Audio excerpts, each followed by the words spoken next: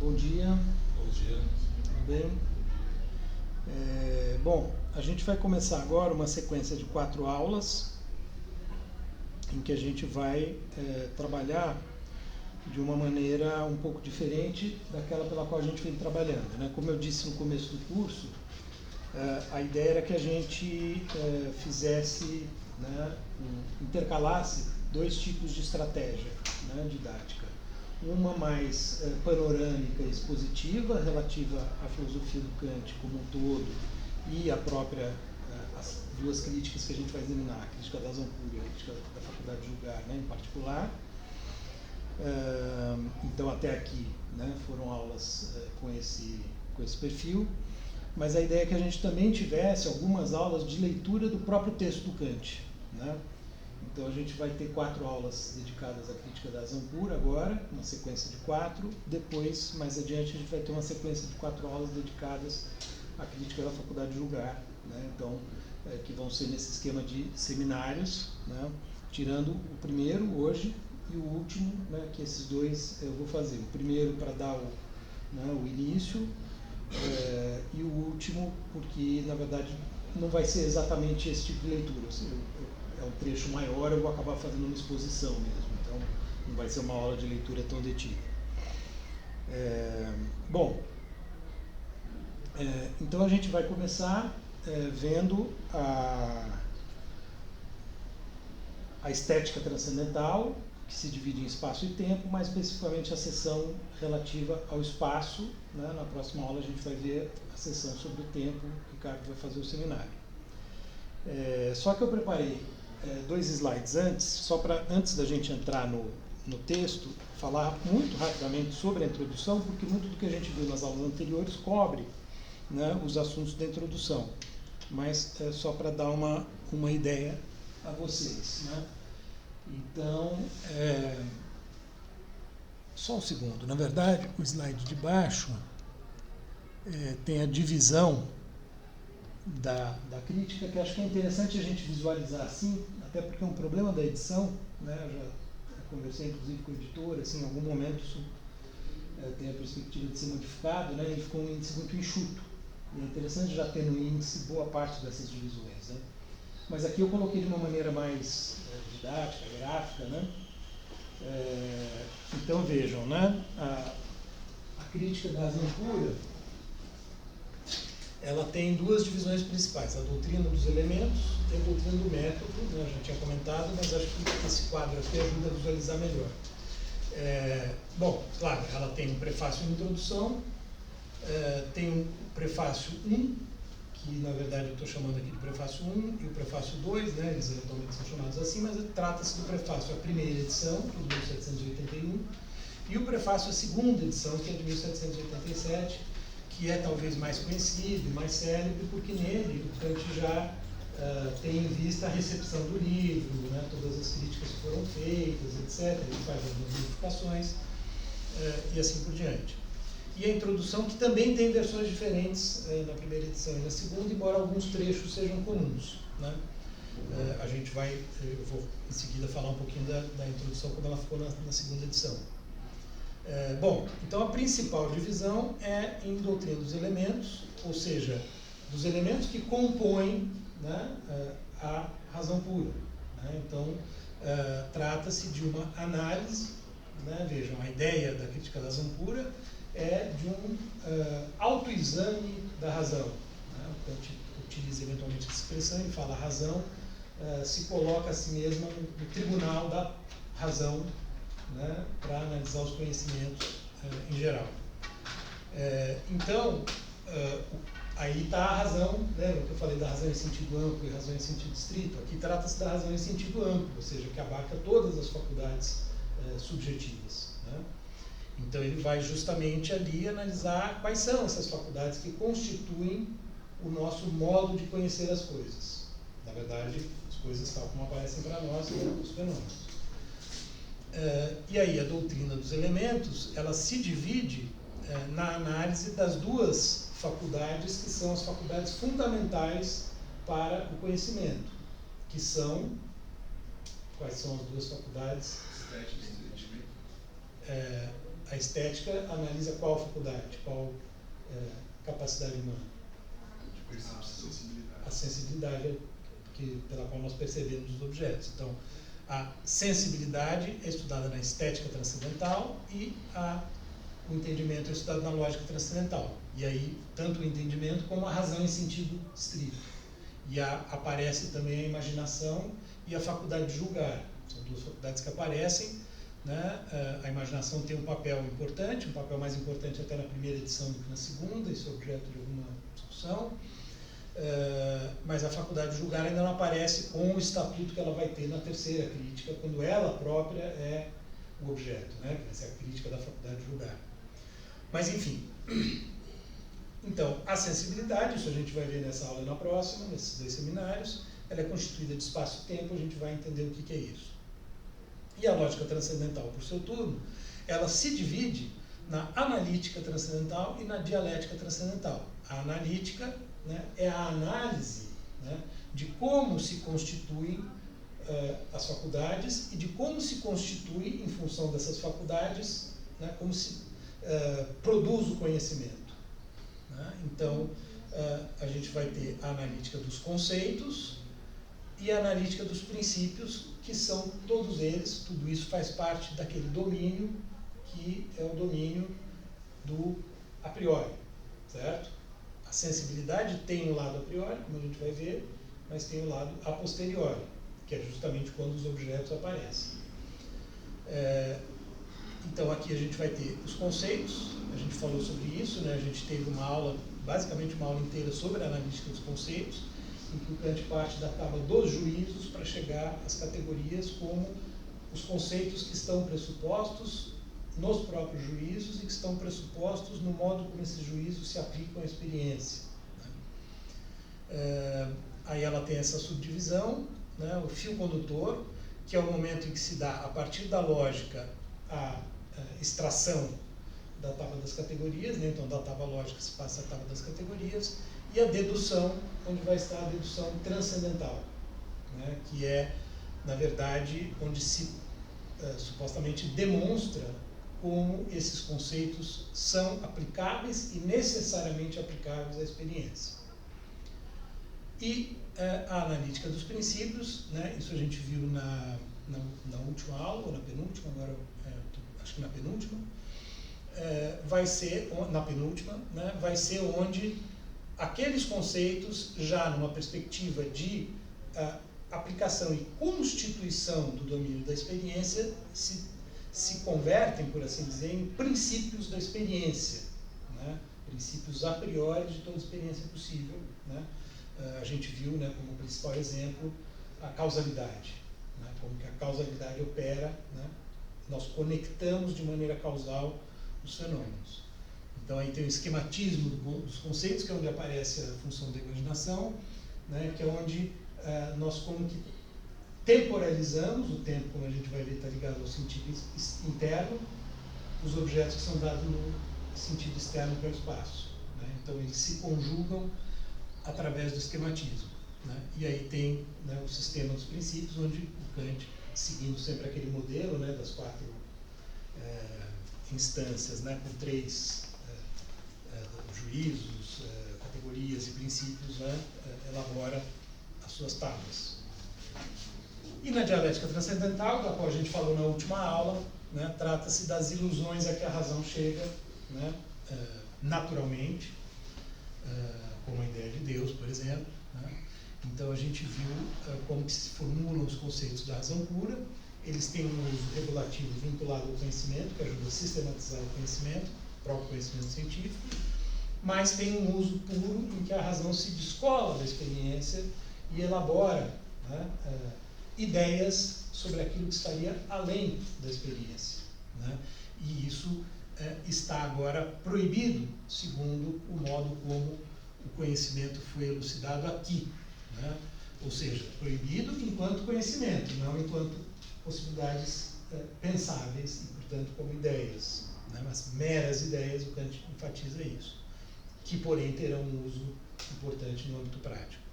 E aí, então, ele vai analisar quais são essas inferências dialéticas, portanto, ilusórias, da razão pura, né? que dizem respeito a, por um lado, o que seria o eu, né, a tentativa de pensar qual é o fundamento do eu, que a tradição metafísica atribui a noção de alma, né, a tradição metafísica usa a noção de alma para explicar o que é o eu, né, esse passo não é mais possível, então a gente viu como o eu é igual a x, quer dizer, uma indeterminação no que diz respeito ao fundamento do eu. As antinomias, que são 4, né, e digamos, a mais conhecida é essa que a gente explorou mais, porque ela vai ter as consequências mais no âmbito prático, entre a possibilidade de um início novo de séries causais versus uma necessidade operante única, né, pela qual todos os fenômenos estariam, inclusive as ações humanas, estariam submetidos, né, à necessidade, etc.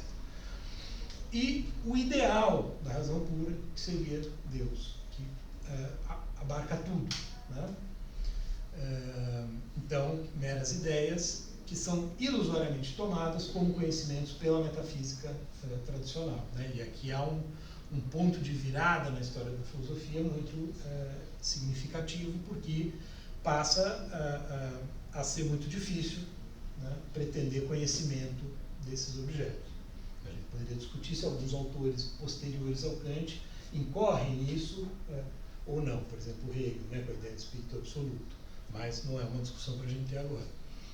Essa é a maior parte, né, a doutrina dos elementos.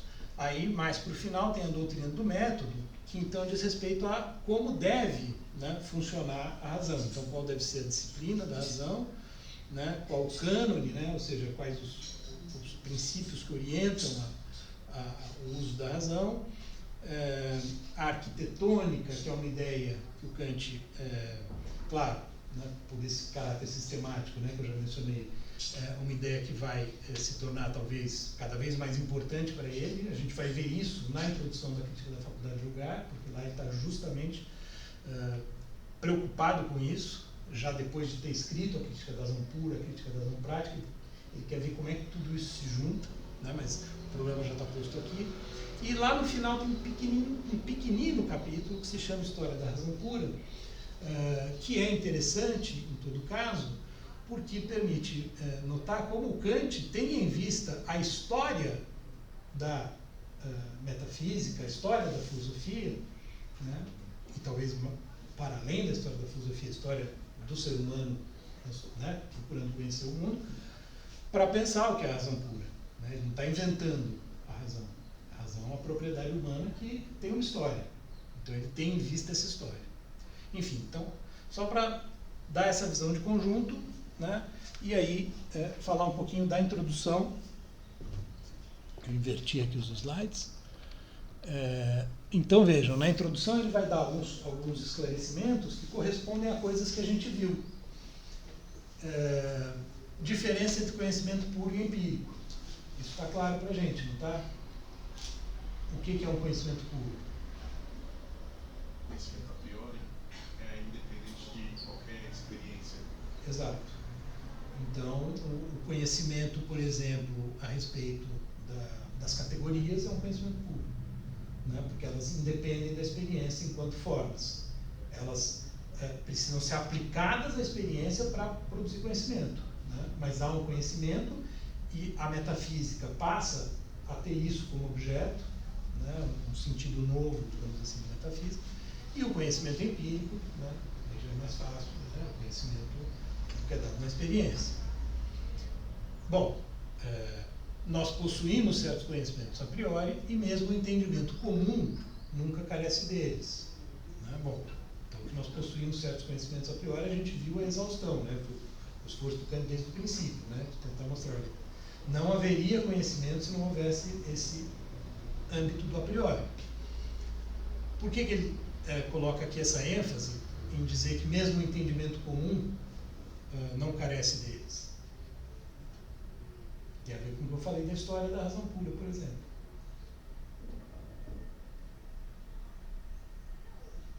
Porque é uma propriedade da razão humana, então todo ser humano tem. Então qualquer ser humano é dotado de conhecimentos a priori. Né? Então ele não está falando de algo a que o filósofo apenas tem acesso. Né? Pelo contrário, ele vai sempre insistir muito no fato, né, de que a filosofia ela não está falando de uma outra coisa que não seja o ser humano comum, qualquer ser humano, né?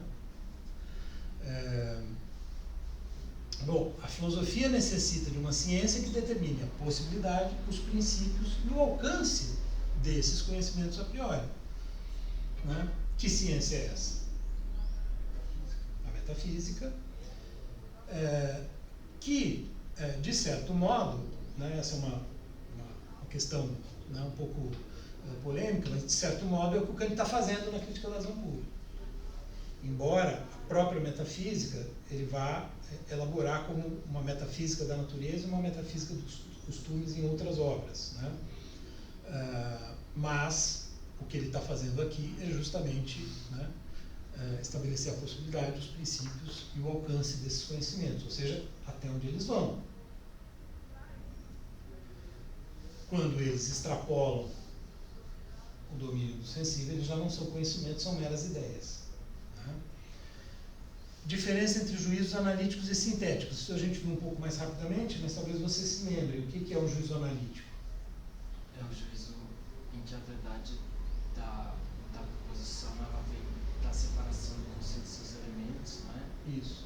E a atividade de pensar esses elementos revela a verdade do conceito. Perfeito. E o sintético seria o que você não tem como analisar e dividir o conceito em suas partes. Perfeito. É isso, né? Portanto, você precisa de uma informação que está fora do conceito para ligar a ele. Daí a ideia de síntese, né? Então você liga duas coisas. O analítico não. Dado o conceito, basta analisá-lo. Analisar tem o sentido justamente de decompor, né? Então sua explicação está correta. Bom, os juízos sintéticos a priori estão contidos como princípios em todas as ciências teóricas da razão.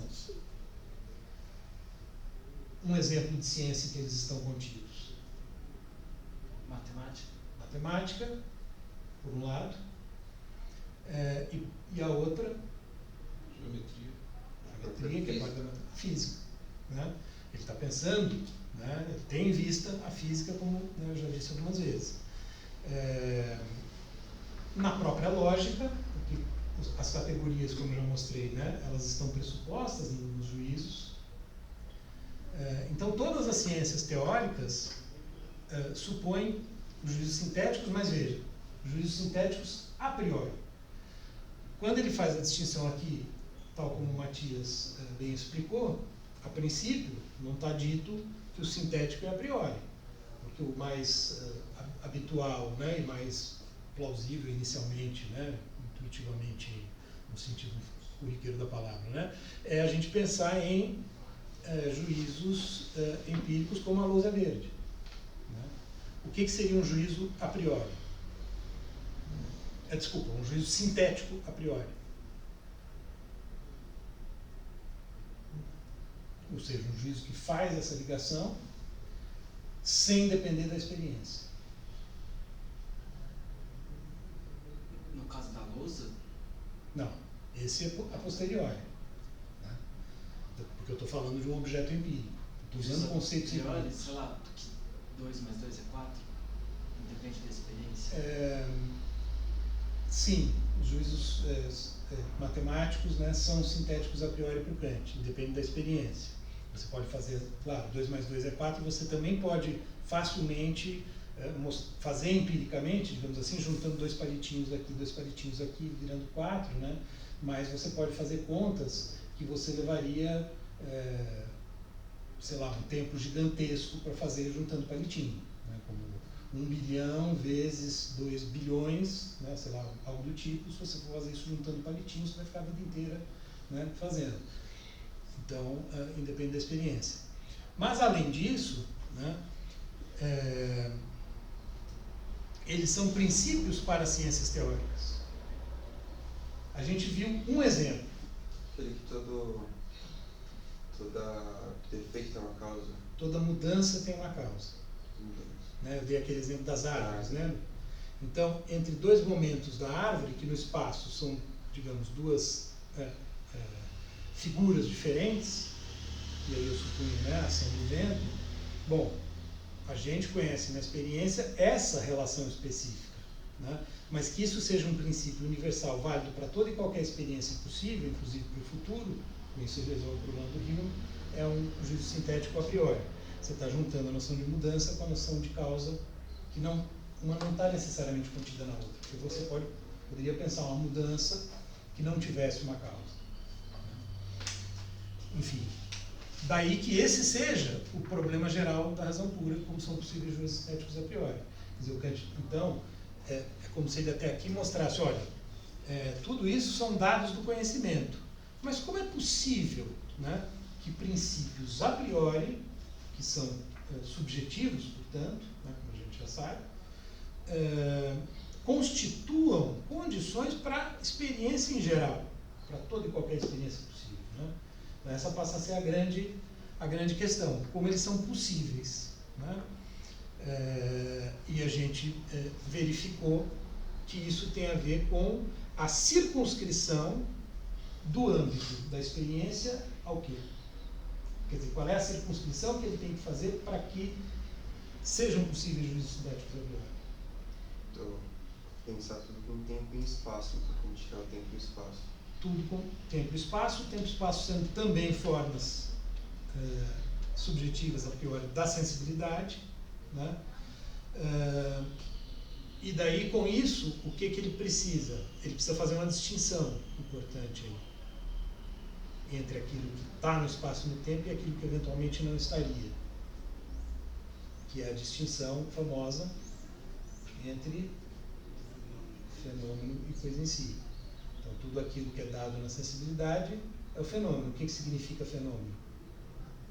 Aquilo que aparece. Aquilo que aparece, que é o sentido da palavra em grego, né, phenomenon, e em alemão Erscheinung, né, que é o substantivo de aparecer, Erscheinen. Que o Geyer, por exemplo, traduz por appearance, né, o Guido de Almeida também, mas em geral, nas línguas neolatinas, né, português, francês, italiano, a gente traduz por fenômeno. Bom, e aí ele vai na última falar da ideia de uma ciência particular, sob o nome de uma crítica da razão pura, que é justamente a ciência que vai fazer isso aqui, né? E aí vem a divisão que eu apresentei antes. Tá?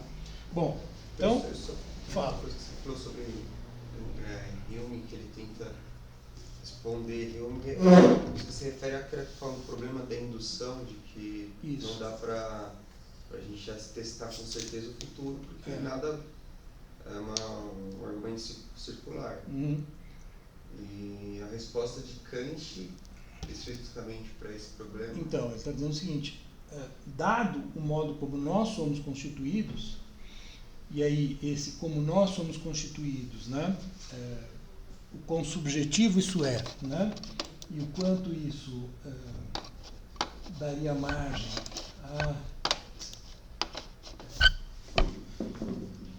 O quanto isso daria margem à discussão,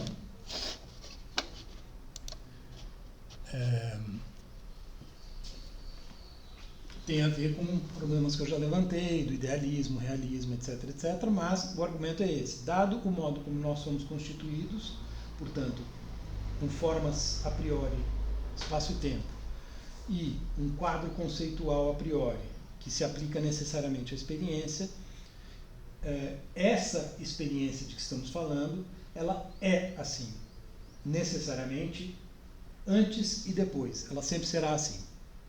Né? Quer dizer, ele está dando a essa experiência um caráter de necessidade e universalidade análogo ao da matemática, que independe da experiência.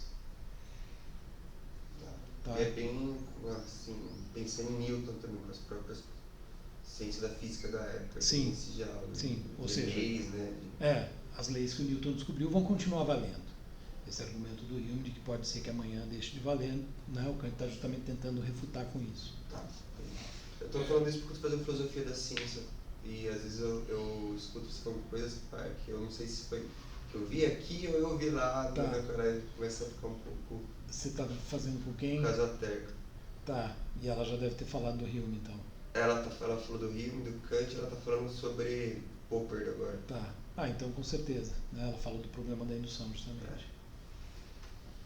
Fala, Ricardo. Seria correto, então, explicitar que a solução dada por Kant para este problema da indução de Hume seria que Hume, enquanto coloca todo o conhecimento com base na experiência, e daí surge o problema da indução, o Kant ele retira todo o conhecimento da experiência, trazendo ao tempo e ao espaço um campo fora da experiência, a priori no caso, logo com esses conhecimentos que podem ser tidos como fiéis, verdadeiros e blá blá blá. Então, com essa novidade, ele consegue resolver o problema. Seria correta essa solução? Sim, exatamente isso. Inclusive, aqui a gente vai ver como ele obtém o conceito de espaço e o conceito de tempo, retirando a experiência. Sim, isso mesmo. Bom, então, passemos ao texto. Aqui foi mais um repasse de coisas que a gente viu, né? Uma elucidação adicional. Ah, tá. Eu voltei ao slide 3, só para lembrar, antes de passar para o texto, na verdade. Esse é o nosso slide 3, que a gente viu lá no começo, na primeira aula. Onde eu estava justamente falando sobre tudo isso, num primeiro momento, né, preparando o terreno, tentando mostrar como que é possível os conceitos se aplicarem necessariamente ao domínio da experiência. E aí a gente viu como, né, o que entendemos por mundo sensível é a sensibilidade, né, então tem o entendimento e a sensibilidade, né, esse cone que eu depois aperfeiçoei um pouco em termos de elaboração gráfica, a distinção entre fenômeno e coisa em si. E aí, né, ao caracterizar a sensibilidade, né, o Kant vai justamente designar espaço e tempo como formas puras, né, da sensibilidade, a priori. E tudo isso, então, né, as figuras geométricas, que ele vai usar a geometria como exemplo, né, do caráter a priori do espaço, as figuras geométricas empíricas e tal, as condições a priori do intuir, tudo isso a gente viu lá no começo, por isso que eu trouxe para cá. Esse campo que eu circulei ali em amarelo constitui a estética transcendental, que a gente vai ver nesta semana. E as condições a priori do pensar, então veja, as condições a priori do intuir, da intuição, e as condições a priori do pensar, que são os dois elementos que constituem o conhecimento. O conhecimento se produz quando se juntam conceito e intuição. Eu citei aquela frase, né, em que o Kant diz, salvo engano na introdução, conceitos sem intuições são vazios, intuições sem conceitos são cegas, né? Quer dizer, então a ideia é que você só tem conhecimento quando junta os dois.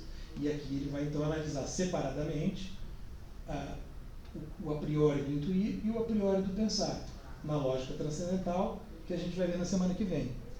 Tá? Então ali a estética, aqui a lógica, que são aquelas duas divisões importantes da doutrina dos elementos. Tá? Professor, fala. Por favor, pare de usar amarelo. É que tem algumas cores que ficam nítidas no computador, né, mas quando vem para o projetor... Semana passada tinha branco com amarelo escrito, não dava para ler, é verdade. Preciso tomar esse cuidado. Bom, as coisas então... que eu tiver sem certeza no seminário vai ser tudo em amarelo, assim, ninguém lê. Agora, passando de fato aquilo que eu propus, né, que seja, até do ponto de vista didático, né, o constitutivo dessas 4 aulas, né, que se iniciam hoje, desses 4 seminários. Né. E isso tem a ver, de fato, né, com aquilo que se costuma chamar de leitura estrutural de texto, né, que virou um mito, uma caricatura na filosofia brasileira. Né. Muita gente fala que a leitura estrutural, tradição uspiana e tal, isso virou uma coisa meio, né, folclórica, assim. Mas a Michela, né, que vocês devem conhecer, que é italiana, ela ouve a gente falando disso, ela não entende nada, ela fala, mas vocês estão falando do quê? De ler direito um texto? De ler um texto rigorosamente? Por que chama de leitura estrutural? Por que chama de tradição uspiana? Né? Ela não consegue entender essa discussão. Né? E, na verdade, trata-se simplesmente de pegar um texto filosófico difícil, né, e tentar destrinchar e analisá-lo. Analisar, como você bem falou, é decompor em seus elementos. Né? Então a gente tem que tentar entender o texto na sua estrutura interna, né? Frases, parágrafos e assim por diante. Então, uma primeira estratégia interessante é propor uma divisão do texto em blocos, né? Claro, eventualmente, dependendo do critério que se adota, né, a gente lendo o texto pode, eventualmente, duas pessoas proporem divisões um pouco diferentes, mas a ideia é tentar, com isso, criar uma ordem de exposição para o seminário. Então, é uma estratégia que eu recomendo. Vocês não precisam necessariamente fazer slides, se quiserem podem fazer, não é obrigatório, mas essa divisão ela é interessante para organizar a exposição, né? Então, o que eu propus? Então, a estética transcendental tem um primeiro parágrafo que é anterior à sessão em que ele começa a falar do espaço, né? Essa coisa dos parágrafos, né, em alemão, no Heidegger é a mesma coisa, e em outros autores também, incomoda um pouco quando a gente vai fazer esse tipo de leitura, porque a gente vai falar dos parágrafos no sentido, né, daquele bloco textual que a gente conhece como parágrafo, né? Então, o título, né, chamado de parágrafo, às vezes confunde um pouco. Eu gosto de chamar de seção, né? Então, a primeira seção seria, embora venha aqui, a primeira, sei lá, subdivisão, né? Enfim. Mas ali, o ponto 1 é anterior à seção que vai introduzir o espaço, né? Que é a que vai ser constituída pelos pontos 2 e 3. Então, eu propus a seguinte divisão para a introdução. Dos parágrafos 1 a 3, o Kant vai distinguir sensibilidade, entendimento, intuição e conceito, né? Aquela distinção que a gente já viu, acabamos de ver no outro slide, que é uma distinção absolutamente fundamental para a filosofia kantiana. O texto do Paul Guyer, que eu passei, não sei se alguém deu uma olhada, naquelas páginas, enfim. Claro que aí ele já está supondo uma discussão com o hegelianismo que a gente vai ver mais na frente, né, que prepara o terreno do Cassirer, lá no final. Mas eu já adiantei porque tem alguns momentos ali em que ele fala de uma maneira interessante sobre essa distinção, inclusive como que o Kant já, na dissertação de 1770, né, eu já mencionei, né, que o Kant fica 11 anos sem publicar e tal, ele já faz essa distinção. Nas discussões, por exemplo, que a gente teve sobre a leitura do Heidegger, o Heidegger ele tenta mostrar que existe uma raiz comum. O Kant fala isso em 2 ou 3 passagens, mas é uma ideia que o Kant não leva muito adiante, né? Mas a gente teve algumas discussões interessantes no grupo de estudos, porque para o Kant, né, para a filosofia kantiana, né, para os que tentam ler o Kant de uma maneira mais rigorosa, essa distinção tem que ser mantida como a base do sistema, né? Essa distinção de sensibilidade e entendimento. Inclusive para manter o caráter antidogmático da filosofia dele, porque um não engole o outro. Então a gente tem que manter sempre aquilo que a gente viu, quer dizer, a gente nunca vai dar conta, né, do todo daquilo que aparece na sensibilidade, porque tem um domínio que está além do que nós conseguimos interpretar pela perspectiva do nosso entendimento. Então essa distinção é fundamental, e o Paul Guyer insiste muito nisso, porque o Hegel justamente vai criticar essa distinção e pretende superá-la com a ideia de espírito absoluto, né? Então é um volume sobre o idealismo alemão, né? O Paul Guyer é um dos primeiros capítulos, então ele está meio que fazendo uma defesa do Kant, e aí ele fala, bom, agora se o Hegel consegue superar isso ou não, vocês que vão dizer nos próximos capítulos, né? Ele dá a entender que é impossível. Mas ele como kantiano, né, traduziu os principais kantianos lá nos Estados Unidos. E aí nos parágrafos 4 a 6, ele reforça a ideia de que é necessário um lado a priori, como a gente já viu de um modo geral, mas aqui pensando especificamente na sensibilidade, ou seja, o receber fenômenos, o intuir fenômenos, também supõe um a posteriori e um a priori. E o a priori são espaço e tempo. Tá? Bom, na primeira seção, então, o espaço constituído de 2 parágrafos. O segundo parágrafo eu dividi da seguinte maneira. No primeiro parágrafo, ele faz a distinção entre os sentidos interno e externo, tempo e espaço. Tempo interno, espaço externo. Então, aqui ele ainda está falando da sensibilidade em geral, né? Mas o tempo vai ser tratado na seção 2, que o Ricardo vai trabalhar na 4. E o externo diz respeito ao espaço. E aí, nos parágrafos 2 a 5, ele vai caracterizar o espaço. de uma maneira que é muito típica, tanto do Kant como de outros filósofos, né, na caracterização de um conceito, de uma noção, de uma ideia, combinar uma caracterização negativa com uma caracterização positiva. Né? A caracterização negativa é muito importante, né, às vezes, para estabelecer um conceito. Né? Às vezes, até começar por ela é muito comum. Né? O próprio Heidegger, em seu tempo, faz muito isso. Então, o próprio Kant, no primeiro desses itens, né, porque ele divide em itens aí, 1 a 4, ele vai dizer o que o espaço não é. Aí, no segundo, ele diz o que o espaço é, ele dá uma característica positiva, no terceiro uma negativa e no quarto uma positiva. Então ele combina, né, essas duas estratégias, dizendo o que ele não é e o que ele é. No parágrafo terceiro, ele faz o que ele chama de exposição transcendental. Né? Eu não mencionei o título, né? O 2 é a exposição metafísica. Lembre-se, quando a gente falou da analítica, né, a gente vai ver isso também, tem a dedução metafísica e a dedução transcendental. A exposição metafísica, digamos, ela é interna ao próprio domínio do a priori, ou seja, a própria subjetividade. A transcendental já diz respeito à relação com o a posteriori, né, como se constitui, a princípio, essa relação. E aí ele vai usar a geometria como um caso, digamos assim, para provar a validade do espaço como forma pura da sensibilidade, né? Que é um movimento semelhante ao que ele vai fazer com os conceitos na dedução transcendental. Bom, o trecho maior acaba sendo essas conclusões a partir dos conceitos acima, né? Em que ele extrai algumas consequências. Então, o primeiro, né? Agora eu estou com ele aqui também. O espaço. Então, o primeiro parágrafo, o espaço não diz respeito às coisas em si. E B, né, ele divide nesses 2 itens, o espaço é subjetivo. Né, então, aquela questão do subjetivo, né, que a gente já discutiu algumas vezes. O terceiro parágrafo é um parágrafo muito importante, porque ele tira alguns desdobramentos de A e B que o fazem entrar em discussões de grande alcance filosófico, digamos assim. Né? E nos parágrafos 4 a 5, ele faz uma distinção que também é importante, que já apareceu aqui para nós em aulas anteriores, que é a distinção entre aquilo que seria o meramente subjetivo, ou seja, subjetivo no sentido que a gente costuma usar a palavra, próprio a cada um de nós, ou seja, individual. Então, meramente subjetivo é individual. Então, ele vai dar alguns exemplos, né? O gosto, por exemplo, né? Numa nota ele dá o exemplo do vinho, né? O sabor agradável. Bom, isso vai variar de pessoa para pessoa, um pode achar agradável, o outro não. E né, a percepção da cor, ser mais intensa, tudo isso pode variar de pessoa para pessoa. Mas tem um elemento que eu estou chamando aqui de subjetivo-objetivo, né, digamos assim, que é comum.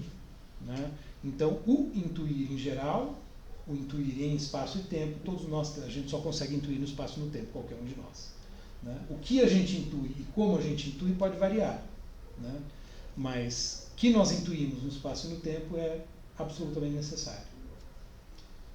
Bom, então essa é a divisão. Com isso eu já entrei um pouquinho nos assuntos. Essa questão de subjetivo e objetivo, porque a subjetividade ela é comum a todos. Comum a todos. Então, isso que eu estou chamando de objetivo, né? No sentido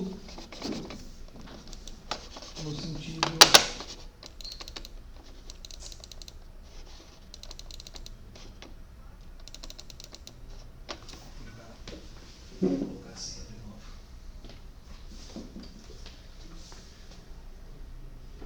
Peraí.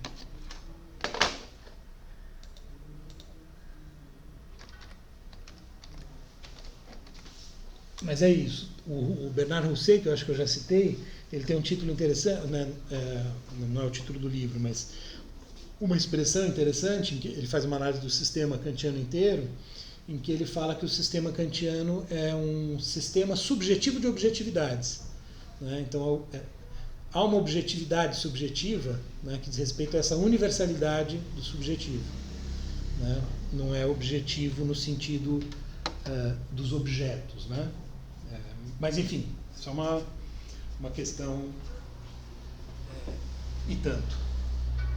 Bom, eu passo, então, agora ao texto. Né? Então, vocês devem ter aí nos PDFs e celulares, etc. Eu vou ler o primeiro parágrafo da seção 1, né, do espaço, ou melhor, da estética transcendental. Então, diz Kant, eu cito: quaisquer que sejam o modo ou os meios pelos quais um conhecimento se relaciona aos objetos, aquele pelo qual se relaciona imediatamente a eles, e a que todo pensamento como meio, als Mittel, né, eu coloquei aqui explicando, ou seja, imediatamente, portanto tem o imediato e o mediato, né, indireto, digamos assim, né, o direto e o indireto, imediato e imediato. Então, e a que todo pensamento imediatamente se dirige é a intuição. Ela só tem lugar, porém, a intuição, ela só acontece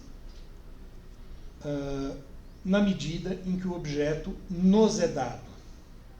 Isto, porém, só é por tudo possível, pelo menos para nós, seres humanos, né, portanto, aí há uma identificação importante entre a subjetividade transcendental e nós, seres humanos, caso afete a nossa mente de um certo modo. Mente, a palavra alemã é Gemüt. Os tradutores, essa é uma questão que divide os tradutores, muitos traduzem por ânimo, poderia ser, não, estado de ânimo não, mas alma não é uma boa opção, porque tem ele que é a alma, enfim. No âmbito prático, faz mais sentido, a meu ver, traduzir por ânimo. Mas no âmbito teórico faz mais sentido traduzir por mente, porque ele vai estar falando o tempo todo desse, entre aspas, lugar onde estão os conceitos, os princípios, né, as ideias. Enfim, né, os americanos traduzem por mind. Mas é uma palavra alemã cujo campo semântico, né, ou seja, os significados possíveis, são mais amplos, né, o campo é mais amplo do que o campo da nossa palavra mente. Então, é uma palavra difícil de traduzir. Tá? Pensem assim, ou seja, a mente, com Gemüt, o Kant está pensando essa dimensão subjetiva, que é a contraparte a priori da experiência posteriori. Tá? Por isso que a mente vai incluir, inclusive, espaço e tempo. Né? Então, mente num sentido bem amplo. É difícil encontrar uma palavra que realmente traduza bem a palavra alemã Gemüt. Bom, então eu passo a um slide que eu fiz para os dois primeiros pontos aqui. Né? Então, ali em cima eu estou simplesmente colocando, né, numa representação o que ele afirmou aqui. Né? Então, relação entre conhecimento e objetos, são as palavras que ele usou. Né? Se dá imediatamente pela intuição, ou seja, a intuição é que faz essa relação direta entre eles. Tá? E o conceito vai ter uma relação indireta, né? Via intuição com os objetos. Tá? Então a intuição é onde se dá a relação direta, né? A intuição sensível, né? A intuição, mas que tem um lado puro que a torna possível. Né? Então eu olho e vejo esta carteira. Isso é uma intuição sensível. Tá? Isso está me dando a relação imediata, direta com este objeto. Quando eu, já afirmei inclusive, né, chamo de carteira, né, eu digo para vocês, eis uma carteira cujo assento é azul, né, aí eu já estou, digamos, indiretamente me referindo ao objeto. O direto, o imediato é a intuição. Né? Eu chamo a atenção, né, para o fato de que a expressão sobre o dar-se dos objetos está na voz passiva. Né? Portanto, veja, eles nos são dados. Seria possível a gente perguntar, bom, se nos são dados, quem dá? Né? Essa questão fica sem resposta, por enquanto e talvez para todo sempre. mas isso leva àquela questão, né, que eu apresentei como um problema, que eu trouxe até do meu livro, né, sobre se tem uma causa do aparecer na coisa em si ou não, né? Mas enfim, só chamo atenção para o fato de que a expressão nos é dado está aqui colocada desse modo. Bom, prossigo então a citação do Kant nesse primeiro parágrafo. A capacidade, receptividade de receber representações através do modo como somos afetados por objetos denomina-se sensibilidade. Então veja, 3 palavras possíveis, às quais a gente poderia acrescentar capacidade, né? Faculdade. Você um dia usou disposição, né? Ou seja, uma propensão, né? Uma possibilidade, uma coisa de que nós somos capazes, né? A palavra alemã aqui é Fähigkeit, que eu traduzi por capacidade, que é diferente de Vermögen, que a gente traduz habitualmente por faculdade, né? Fähigkeit, Rezeptivität, entre parênteses. O Kant faz muito isso, ele coloca a palavra de origem propriamente teutônica, germânica, e, entre parênteses, a palavra de origem latina. Às vezes até em latim, né? Mas aqui de origem latina. Então, veja, há uma passividade mesmo aí. Os objetos nos são dados, né? Mas uma passividade que é, ao mesmo tempo, uma capacidade nossa, né? Uma propriedade nossa, que nós temos de receber os objetos, né? A gente poderia pensar numa pessoa desprovida de um dos 5 sentidos. Uma pessoa cega, uma pessoa surda, por exemplo, né? Ela não tem a capacidade de ver ou ouvir, por exemplo, né? Para ilustrar essa noção de capacidade de ser afetado pelo objeto, né? Então, há um elemento ativo nessa passividade, isso que eu quero colocar, né? Por isso que dá para falar em uma faculdade, capacidade e assim por diante. E aí trata-se da sensibilidade. Esse é o nome, então, que o Kant atribui para essa receptividade, que ele afirma estar na mente, né? Então, aí quando ele usa a palavra mente, eu passei aqui, né, para esse segundo momento, em que a mente abrange, portanto, também a sensibilidade. Esses nos ser dados dos objetos, só que eu coloquei ali a fronteira passando no meio, porque ainda não está claro, pelo menos aqui, né, de onde vem, né, como que é dado, etc., que é o que está relacionado com o problema de fenômeno coisa em si, né? Mas o que a gente percebe, o que a gente recebe do objeto, é isso que aparece para a nossa mente. Então, quando eu olho a cadeira, ela já está dentro de mim ao mesmo tempo, né? Se eu fecho o olho, ela continua aqui. Mente, por isso que eu disse que mente tem um sentido bem amplo, né? Bom, então, os objetos, de novo a mesma expressão, nos são dados assim por meio da sensibilidade, e apenas ela nos fornece intuições, tá?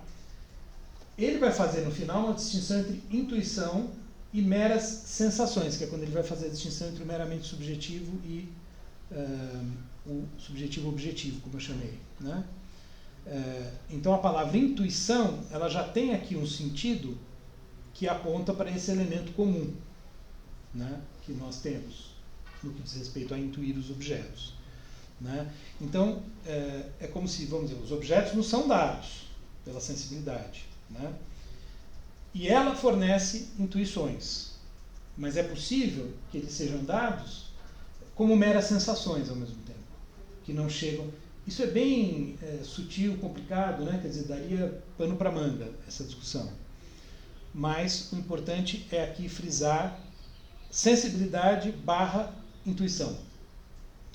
Porque em seguida, então, ele complementa, né? Ponto e vírgula, complementa. Eles são pensados, porém, por meio do entendimento. E deste surgem os conceitos. Né? Então, de novo, né, quer dizer, essa é a distinção fundamental. Entendimento, de um lado, né? Ele tinha colocado o conhecimento ali, né, mas agora ele fala entendimento. Entendimento de um lado, sensibilidade do outro. Tá? Pensamento, receptividade. Atividade, passividade, embora uma passividade que não é 100% passividade, como eu já sugeri. Tá? Essa dicotomia, essa dualidade, ela é constitutiva da filosofia kantiana. O artigo do Paul Guyer insiste nisso e insinua que não tem como superar essa dualidade, que o Hegel vai tentar, mas vai dar errado. Mas, enfim, aí vai ter todos os capítulos dos hegelianos tentando mostrar que dá certo no livro, né? Mas, enfim, fala. Os objetos nos são dados assim por meio da sensibilidade e apenas ela nos fornece intuições. Ela, no caso, é a sensibilidade. Isso. Tá? Ou seja, né, esse elemento necessário aí da intuição está ligado à constituição da sensibilidade, o modo como ela é constituída. Então, isso fica frisado, a gente já viu, né, em aulas anteriores, entendimento e sensibilidade, conceito e intuição. Disso resulta o conhecimento. Prossegue o Kant, nesse primeiro parágrafo ainda, todo pensamento, contudo, seja diretamente, directe, aqui ele cita em latim, né? Seja por rodeios, né? Aqui uma expressão meio difícil de traduzir, enfim, mas indirecte, ou seja, indiretamente, precisa afinal, por meio de certas características, referir-se à intuição. Em nós, portanto, à sensibilidade. Precisa referir-se, precisa haver essa relação. Pois, de outro modo, nenhum objeto pode ser nos dado. Vejam, aqui ele fala que o próprio ser dado do objeto, na intuição, já supõe essa ação direta ou indireta do entendimento. No exemplo que eu dei, né? Eu vi a cadeira e falei, o assento é azul. Né? Foi meio que direto. Né? O entendimento se aplicando diretamente. Então ele está fazendo um vínculo aqui para dar objetividade à intuição entre entendimento e sensibilidade, já pensando no conhecimento. Por isso que no final ele vai dizer que podem ser meras sensações subjetivas no sentido individual. Então, por exemplo, eu posso achar bonita, não a carteira, né, mas a cor azul da carteira. Né? E alguém pode dizer, não, eu acho feia. Né? Então, a sensação que ela produz em cada um de nós pode ser diferente.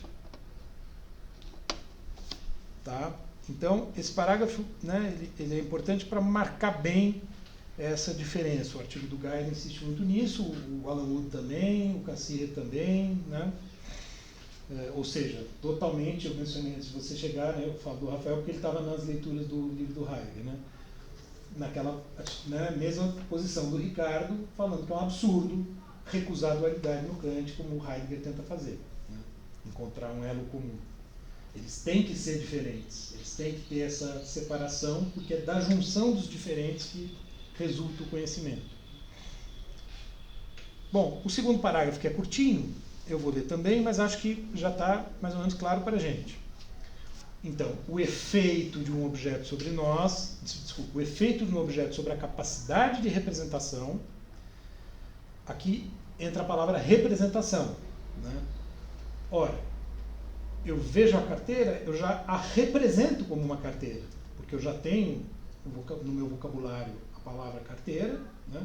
Já tenho a noção de carteira, então eu vejo e represento. E se eu fecho os olhos, a representação continua aqui. Essa daí é uma representação mental, que é um conceito-chave na filosofia moderna. Né? Quer dizer, o Descartes ele justamente duvida da correspondência das representações aos objetos nas meditações, né? Quando ele põe em dúvida o mundo material, etc. Então a gente representa o conceito de cadeira. Na representação já se supõe um conceito. Tá? Então, o efeito de um objeto sobre a capacidade de... Quer dizer, a capacidade de representação sofre o efeito da sensibilidade, né? O efeito, né? Tem a intuição aqui e o entendimento agindo aqui. Né? A representação já supõe, né, essa articulação. Mas, no que diz respeito estritamente ao ser afetado, é a sensação. Então aqui já, né, já aparece a sensação que ele vai elucidar mais na frente. Então eu tenho essa sensação ou percepção da cadeira. A intuição que se relaciona ao objeto por meio da sensação é denominada empírica. O objeto indeterminado, ou seja, o objeto em geral de uma intuição empírica, se denomina fenômeno. A distinção da qual a gente já falou, ou seja, qualquer intuição empírica imaginável no passado ou no futuro, para nós seres humanos, é claro, enquanto nós não existíamos, não tinha intuição, não tinha conceito, não tinha conhecimento, não tinha significado, não tinha nada disso. As coisas estavam aí, mas, né? Então, qualquer intuição empírica será sempre de um fenômeno da carteira, tal como ela aparece aqui para mim agora. Né? Se eu tivesse mais sentidos, um sexto, um sétimo, um oitavo sentido, eu possivelmente veria mais coisas aqui. Quer dizer, veria não, né? Enfim, perceberia mais coisas. Tá? Mas, de novo, a noção de um efeito sugere uma causa, quer dizer, aquele problema da relação coisa em si fenômeno que a gente viu. Mas, enfim. Os parágrafos 3 a 5, por uma questão de timing e para a gente conseguir avançar no texto, eu não vou ler, eu não vou citar. Eu vou usar um slide nada simples, meio bagunçado, mas eu vou tentar explicar para vocês.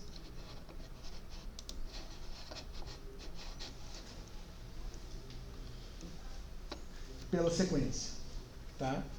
E depois eu vou citar o parágrafo 6. Bom, no terceiro parágrafo, o Kant vai acrescentar as seguintes noções. Eu vou ser mais ou menos rápido, né? A sequência está aqui, 3, 4, 5, 6, né? Os parágrafos. Então, sendo que tem aquela divisão que eu já mencionei. Então, o terceiro, ele encerra aquele primeiro bloco, né, que está falando da distinção entre intuição, né, entre entendimento, sensibilidade, intuição e conceito. Ele introduz a noção de correspondência entre sensação e fenômeno. Tá? Ou seja, portanto, fenômeno e sensação não são exatamente a mesma coisa. Quer dizer, o fenômeno produz uma sensação em nós. Então, veja, esses níveis, isso é um complicador, né? É como se nessa relação entre subjetividade, né, e mundo empírico houvesse níveis de aproximação. E essas coisas ficam sempre um pouco embaralhadas no vocabulário kantiano. Né? Por isso que dá tanta discussão, por isso que tem intérprete que leva para um lado, intérprete que leva para o outro. Aqui, então, ele usa essa noção, né? Então, digamos, há uma correspondência entre o fenômeno e a sensação. E a gente teria que pensar, bom, e aí vai ter uma correspondência entre a sensação e a representação, né? Enfim, percebem? Os conceitos vão se embaralhando um pouco. Mas ele fala em correspondência, é importante assinalar isso, né? E ele vai dizer que essa correspondência é a matéria do conhecimento.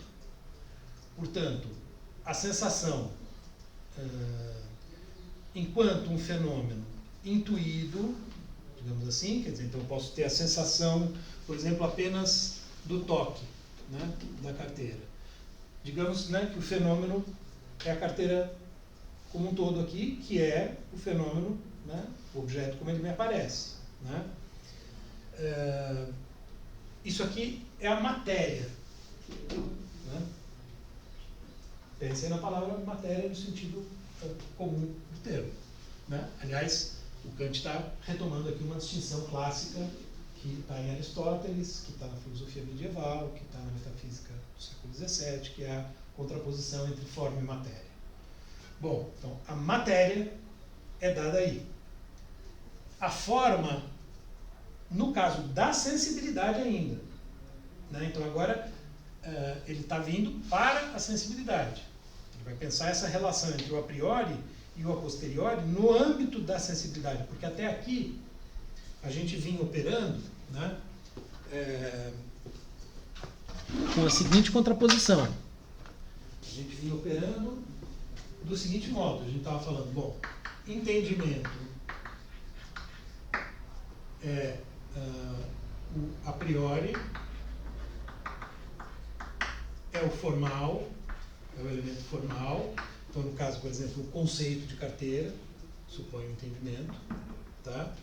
E a gente estava falando da sensibilidade como relacionando ela ao a posteriori, né? Sem usar a palavra matéria, né? Mas a gente estava pensando nos fenômenos.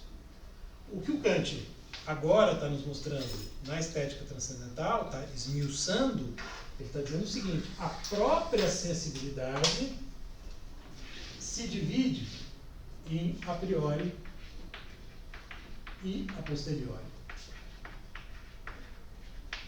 Né? Então tem um lado a priori da sensibilidade e um lado posteriori, por assim dizer. Então tem uma forma aqui e uma matéria aqui. Tá? Isso continua válido no que diz respeito à relação entre entendimento e sensibilidade. Mas, no interior da própria sensibilidade, essa distinção também está presente. Ela se divide em forma e matéria. E essa forma, ele diz aqui, permite ordenar essa matéria. Então, é como se essa mesma relação que a gente vinha pensando no âmbito da relação entre entendimento e sensibilidade, né? Quer dizer, o entendimento, a gente usou muitas vezes a palavra ordenar, organizar, né? Legislar, dar leis, regras, né? Então, essa relação que a gente estava pensando o tempo todo entre entendimento e sensibilidade, agora ela é trazida para dentro da sensibilidade. Então, essas formas, elas também permitem, tem o mesmo tipo de relação, né, que o entendimento tem com a sensibilidade, de estabelecer uma ordem. O tempo e espaço, eles são intuições a priori da sensibilidade? Isso. E são as formas puras, justamente. Ele está chegando, está fazendo esse caminho, né? Para chegar... Ele está analisando a sensibilidade para chegar, né, nas formas. Que ele vai anunciar no começo do próximo ponto. Então, quer dizer, aqui ele está fazendo esse movimento, né? Não lembro quem que mencionou, acho que foi você, né? Ele vai tirar, foi o Ricardo, a sensibilidade, aquilo que é empírico, né? Vai tirar aquilo que é do entendimento, justamente, para chegar nessa forma que está, de certo modo, entre o entendimento e a intuição empírica. Né? Quer dizer, entre o entendimento e a intuição empírica tem a intuição pura. Que é uma disposição de intuir. A gente intui. Exatamente. A disposição, a capacidade, a faculdade de intuir, de receber. Essa distinção da sensibilidade é para que se tenha essa ordem, para que essa cadeira não fique só como se fosse um borrão mesmo, né? Para ter ordem entre a forma e a matéria. Então, isso aqui, a sensibilidade vê que é uma cadeira. Porque veja, né, claro, né, isso é muito abstrato, difícil de pensar, né, mas se não fosse o espaço, né, eu não conseguiria recortar essa figura que eu vejo aqui como uma carteira. Né? O espaço é condição de possibilidade desse intuir. Sem o espaço eu não conseguiria, digamos assim, o intuir não se organizaria dessa forma. Né? Na verdade, para nós, seres humanos, é inconcebível intuir sem espaço. Né? Então, quer dizer, no limite, naquele raciocínio que eu desenvolvia no começo, mesmo sem pensar a subjetividade, assim, é inconcebível a ausência de espaço e tempo para nós. Embora a razão, nas suas aventuras especulativas, digamos assim, pense um atemporal. Mas, para nós seres humanos, só dá para intuir o que é temporal e espacial, né? Por isso que Deus, ou o que quer que seja um ser que esteja para além do espaço e tempo, é inintuível, digamos assim, né? Quer dizer, é absoluto, não tem como ser intuído. A não ser, né, se a gente quiser pensar numa chave, numa argumentação religiosa, através, por exemplo, de milagres que acontecem no espaço e no tempo, digamos, através de Cristo que existiu no espaço e no tempo, né? Mas Deus ele mesmo está fora do espaço e do tempo. Então, por essa própria constituição nuclear da ideia, não pode ser intuído. Mas é isso mesmo. Então, né, a forma permite organizar os fenômenos, a matéria. A matéria é esse elemento a posteriori, então, e a forma é o a priori. E o Kant usa a seguinte expressão aí no texto, né? Não sei se vocês repararam, ela tem que estar pronta a priori na mente, né? Ele usa 2 vezes essa expressão, pronta a priori na mente e uma outra coisa não sei o que na mente, né? Ou seja, espaço e tempo estão na mente. Essa afirmação é desconcertante, né? O próprio Kant eventualmente admite, né? Como assim, né? Espaço e tempo estão dentro da nossa mente, né? Bom, eles têm que estar prontos na nossa mente. Se, por exemplo, né, o nosso intelecto foi constituído assim, por um intelecto maior que o nosso, ou qualquer coisa do tipo, que estabeleceu o espaço e tempo, né, e fez com que nós fôssemos capazes de incluir no espaço e no tempo, é algo que a razão pode cogitar, especular, etc., mas não intuir, né? Aí seria uma reflexão que retrocederia ao anterior, à própria espacialidade e temporalidade, né? Ao eventual anterior, que independeria delas. Putz, tá botando o meu nome.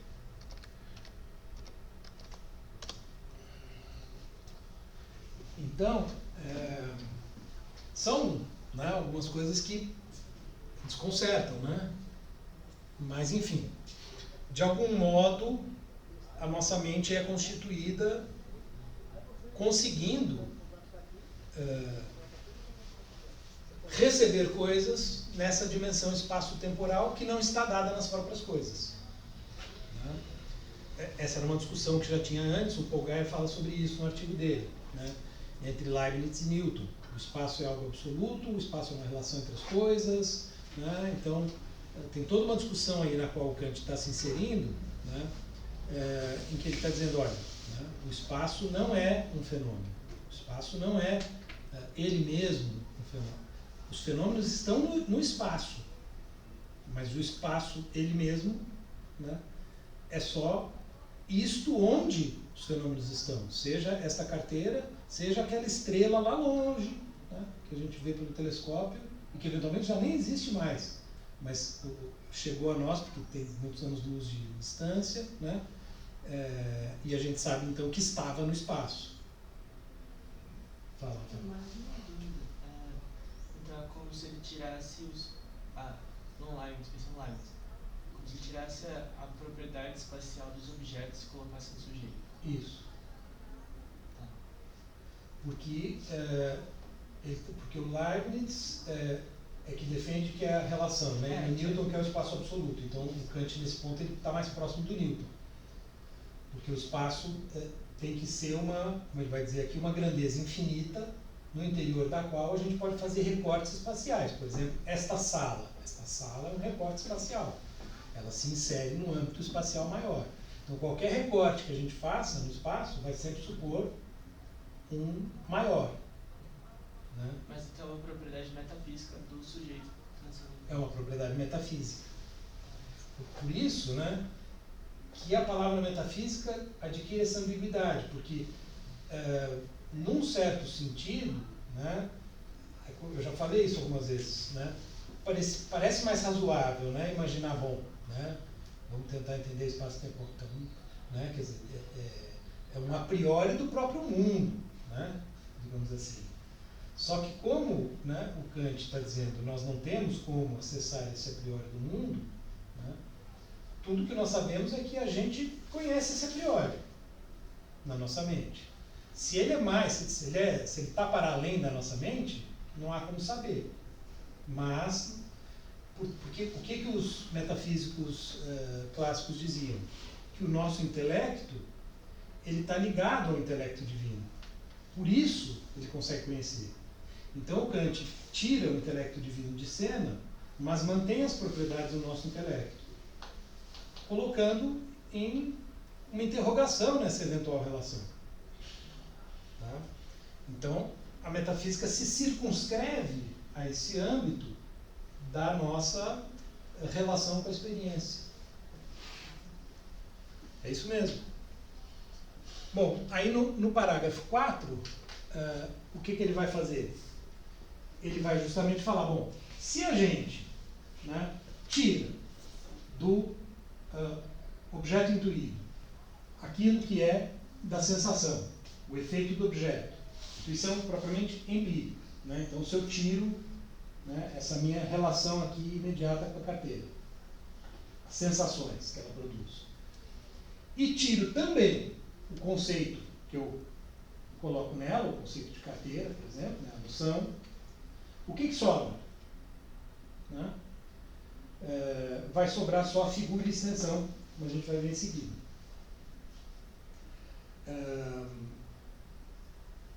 Mas é esse o movimento que ele faz para chegar ao que seria o elemento puro da intuição. Então ele tenta tirar aquilo que é empírico, de um lado, e tirar o que o entendimento coloca, de outro. A gente sabe que o conhecimento, o objeto de conhecimento, ele é constituído dessa maneira. Só que, para entender, então, esse a priori da sensibilidade que está entre, como eu já falei, né, o entendimento e o empírico, para então saber o que há de puro aqui no meio, entre entendimento e sensação, ele precisa tirar o que é sensação, né, e tirar o que é entendimento e ver o que sobra aqui. Esse é o movimento que ele faz no parágrafo 4, que ele vai repetir no 6, que eu vou então citar o 6, não o 4. Porque ele, mais ou menos, é claro, tem diferenças, mas que eu vou deixar de lado por uma questão estratégica. O 5 é curtinho. No 5 ele vai simplesmente dizer que a ciência que estuda isso aqui, esse a priori da sensibilidade, é a estética transcendental. Né? E a ciência que vai estudar isso aqui é a lógica transcendental. Então, são as duas ciências que constituem, né, como já mostrei na divisão lá da crítica, a doutrina, né, as duas principais divisões da doutrina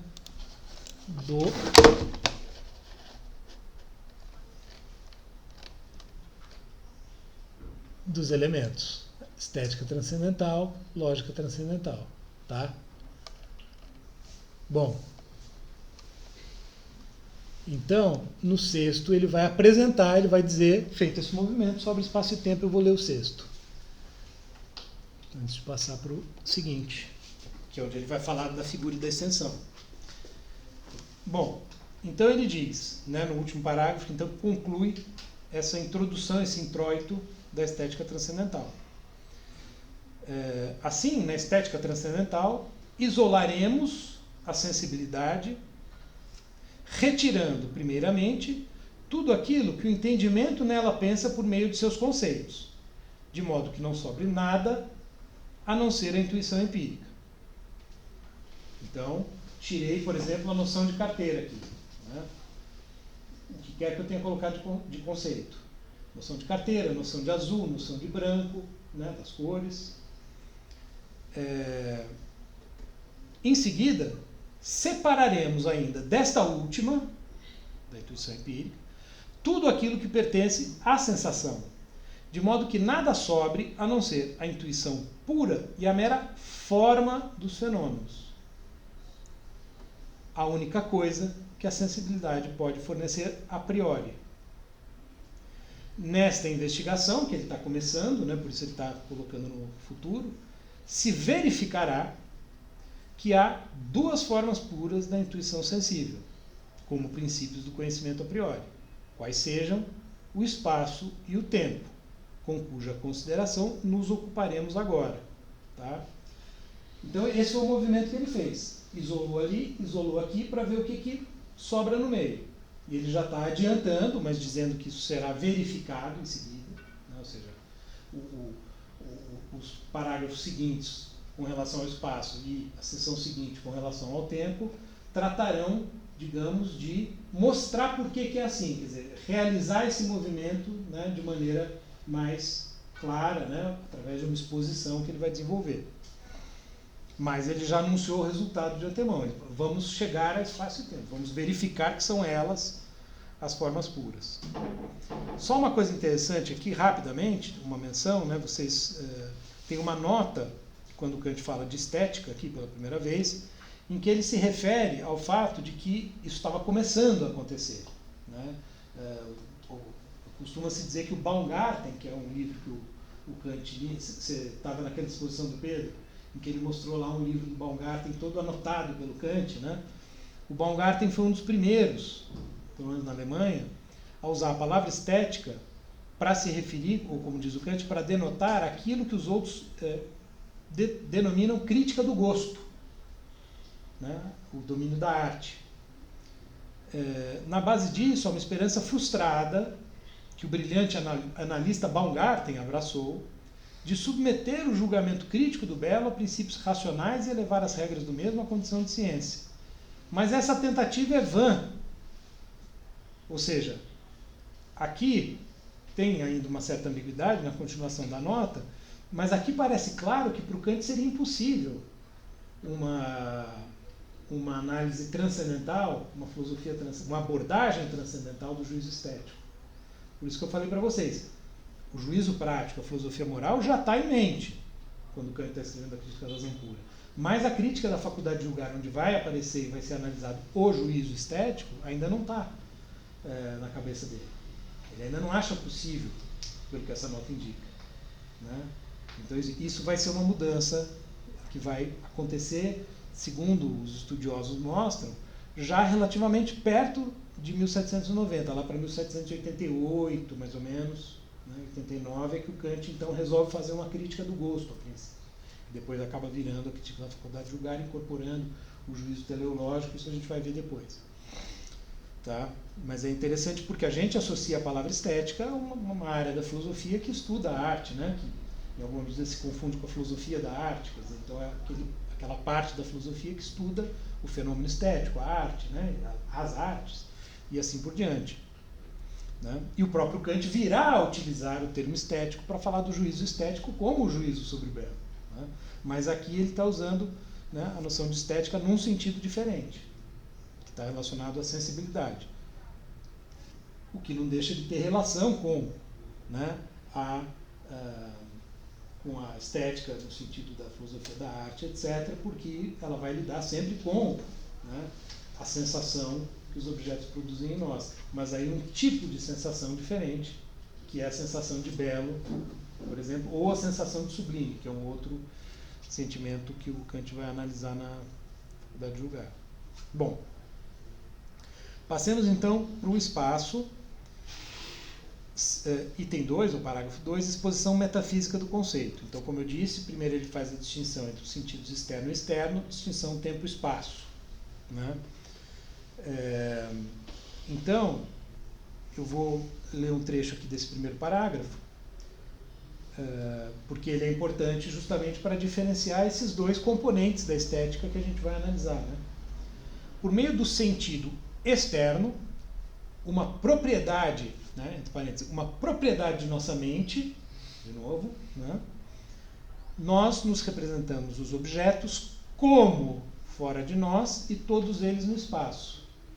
Aqui, percebam uma sutil diferença. Ele não está falando nos é dado, ele está falando representamos como fora de nós. Aí esse fora de nós já adquire uma nuance um pouco diferente, né? Porque é fora, mas é dentro ao mesmo tempo. porque é na sensibilidade que é propriedade da nossa mente. Então, é como se houvesse, né, eu não sei se eu cheguei a colocar isso no slide seguinte.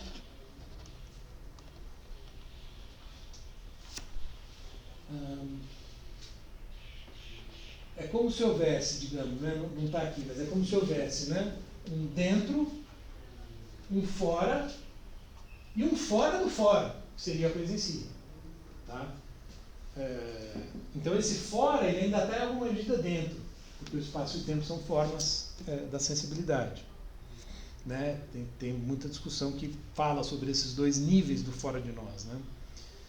Esse dentro é porque é subjetivo, é fenômeno. Isso, é fenômeno, ou seja, os objetos tal como nós os aprendemos na sensibilidade, que é uma propriedade da mente. Mas é fora no sentido de espaço. Né? Isso, fora porque está no espaço. O tempo é só interno. Então aqui, essa distinção entre tempo e espaço ajuda a entender o significado desse fora de nós que ainda é dentro de nós, digamos assim. Então, aí são determinadas, então, né, no sentido externo, aí são determinadas ou determináveis, o que pode ser uma experiência futura, sua figura, sua quantidade e sua relação recíproca. Né? Então, eu coloquei aqui um exemplo, né, eu estava falando da carteira, né, coloquei um cachorro, né, como se sobrasse só a figura dele, sem cor, sem pelo, sem quaisquer características outras, a não ser a figura. Né? Então sobra a figura, a quantidade, né? Então, no caso, 3 cachorros, poderiam ser mais, né? Ou seja, a contagem, a possibilidade da contagem está dada na intuição pura. Por isso que a matemática e a geometria são possíveis. Que é a mesma coisa que traz de Descartes, de corpo extenso. Sem dúvida. Que dá para medir, dá para mensurar, tá ali, mas tirando todo o resto que as sensações que podem ser quente, frio, sei lá, isso é diferente. Isso é subjetivo real, não é um subjetivo objetivo. Exato. O quente, o frio, etc. são o subjetivo individual. A figura, a extensão, né, no Descartes, seria um subjetivo universal. Né? E é bem isso, né? Quer dizer, o Heidegger, quando ele fala do Descartes, ele tem uma sessão que ele dialoga com Descartes sobre o espaço, ele vai mostrar, quer dizer, como Descartes projeta a extensão nos objetos, enfim. Mas há uma diferença que a gente vai perceber entre o Kant e o Descartes no que diz respeito a isso. É como se, vamos dizer, o Kant está dando conta do que o Descartes falava sobre o espaço, mas é uma concepção mais ampla. Está indo além, né? Está indo além, porque também tem o número envolvido, né, e a relação entre eles. Né? Porque um grande problema para o Descartes é justamente explicar, por exemplo, como os objetos se relacionam, como as extensões, né, se relacionam, se influenciam umas às outras, né, em termos de causa e efeito, né, e se movem no espaço. O problema do corpo e mente. Não só da mente e corpo, né, mas como que os próprios objetos se mexem, né, para lá e para cá. Ou os animais, por exemplo. Então, o sentido interno, por meio do qual a mente intui a si mesma, isso é um problema importante para pensar aquela questão do eu, né, intui a si mesma ou a seu estado interno, não fornece, de fato, nenhuma intuição da alma, mesmo como um objeto, como a gente viu, né? Isso vai ser um problema que ele vai enfrentar lá na dialética. Então, ela não fornece essa intuição. A gente tem um sentido interno. A gente intui internamente, isso que ele está chamando de mente, que a gente poderia pensar, a gente se intui subjetivamente. A gente intui isso que a gente chama de eu. Embora a gente não tenha qualquer representação espacial disso. Né? Só temporal. Quando a gente pensa no eu, a gente relaciona momentos. Por exemplo, a gente lembra de quando era criança, pensa no futuro, se a gente vai estar vivo, não vai. A gente relaciona momentos temporais.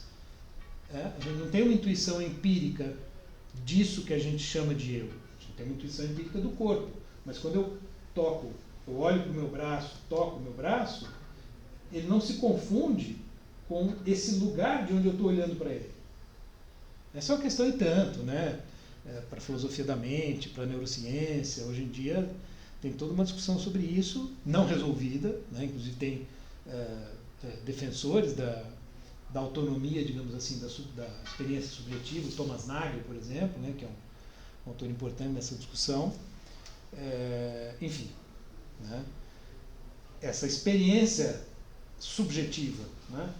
Esse lugar de onde a gente olha para fora, o que é isso? Né?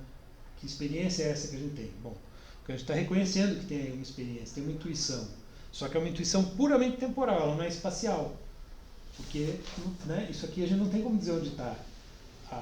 Pode fazer uma ressonância do cérebro, né? Mapear ali o que acontece no cérebro, onde tem tal emoção, tal, mas você não vai encontrar ali isso que a gente chama de eu. Enfim. Então, esse estado interno é, no entanto, a única forma determinada sobre a qual é possível a intuição do seu estado interno, no sentido de que tudo que pertence às determinações internas é representado em relações de tempo, como eu já adiantei. O tempo não pode ser intuído externamente, assim como o espaço não o pode como algo em nós, no dentro, na subjetividade, agora falando do dentro mesmo, né? Do dentro, porque ali seria um fora-dentro, né? Pensando nessa. O que são, então, o espaço e o tempo? Aqui ele coloca a questão. São entes reais? São apenas, de fato, determinações ou mesmo relações das coisas, mas tais que pertenceriam às próprias coisas mesmo?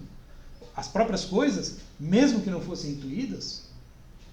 Ou são tais que só se ligam à forma da intuição e, portanto, à constituição subjetiva da nossa mente, sem a qual esses predicados não poderiam ser atribuídos a coisa alguma? Os predicados espaço e tempo, ou seja, eu não poderia dizer esta cadeira está no espaço. Para instruir-nos sobre isso, vamos primeiramente expor o conceito de espaço. Tá? Ele vai dizer por exposição, entendo uma representação clara, etc, etc. A exposição metafísica contém aquilo que apresenta o conceito como dado a priori. Então a metafísica tem sempre a ver com a priori. Tá? Bom, o Paul Guyer, ele discute lá essas questões, né? Por que o Kant, inclusive ao longo da evolução dele, na fase pré-crítica, né, foi caminhando para essa representação do espaço e do tempo? Por que ele foi chegando a isso como a última alternativa que ele tinha? Né? Tendo experimentado, em alguma medida, outras alternativas. Ele acaba chegando a isso como o único modo que ele encontrou de tratar espaço e tempo, tendo em vista a discussão com Leibniz e Newton, etc, etc. Agora, vejam que aqui ele usa a seguinte expressão, ao colocar como última questão a posição dele, né? Quer dizer, ele fez algumas questões, então são entes reais, são respostas que ele vai responder negativamente, mas a última indica o que ele entende. Tais que se ligam à forma da intuição. Então ele não está dizendo, nessa frase, ele, digamos assim, se trai um pouco, porque ele não está dizendo que são a forma, está dizendo que se ligam à forma. Né? Enfim, uma sutileza aí, de novo, para pensar, né, nessa confusão aí de espaço e tempo, né, o que significa eles serem subjetivos. Em alemão é tão ambíguo assim também, né? Quer ver? Até, Mas é difícil de entender assim, parece que sempre tem alguma coisa que ele parece que está em um lado e depois ele volta. Bom, essas confusões de interpretação que eu menciono se dão, antes de mais nada, entre os intérpretes alemães do Kant. Tá?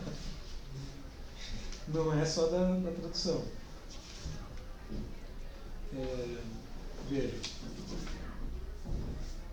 a palavra que ele usa é